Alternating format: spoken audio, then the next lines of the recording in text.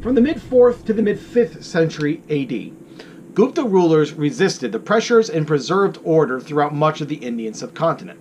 Beginning in 451 AD, white Huns from Central Asia would invade India and disrupt the Gupta administration.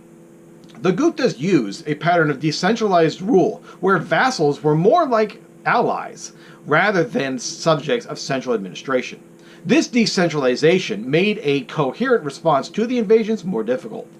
By the mid-6th century, the Gupta state had collapsed, and effective political authority quickly devolved to the invaders, to the allies of Guptas, and the independent regional power brokers. From the end of the Gupta dynasty until the 16th century, India remained a politically divided place. North and South India followed different trajectories after the fall of the Gupta. In the north, politics became turbulent and almost chaotic.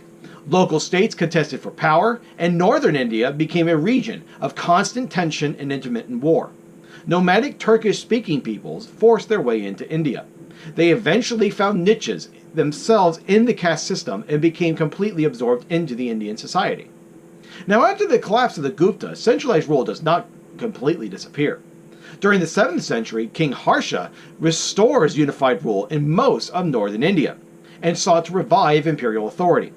A descendant of the Gupta through his grandmother, Harsha established an empire between 616 and 657. Harsha enjoyed a reputation of piety, liberality, and even scholarship. He was a Buddhist, but looked kindly on other faiths. He built hospitals and provided free medical care. Harsha also generously patronized the arts and wrote 3 plays himself. Harsha was unable to restore permanent centralized rule. Since the fall of the Gupta, local rulers established their authority too securely for Harsha to overcome. He spent his reign on horseback to solidify alliances with rulers. He held the empire together by the force of his personality and his constant attention to political affairs. But he falls victim to an assassin and leaves no heir to maintain his realm. Following the collapse of Harsha's empire, northern India was divided. Regional dynasties were occasionally powerful, but they did not last.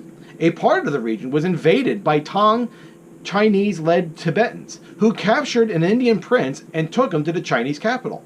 Regional princes, known as the Rajput, emphasized military prowess, but despite many local wars, there were few events of any political significance.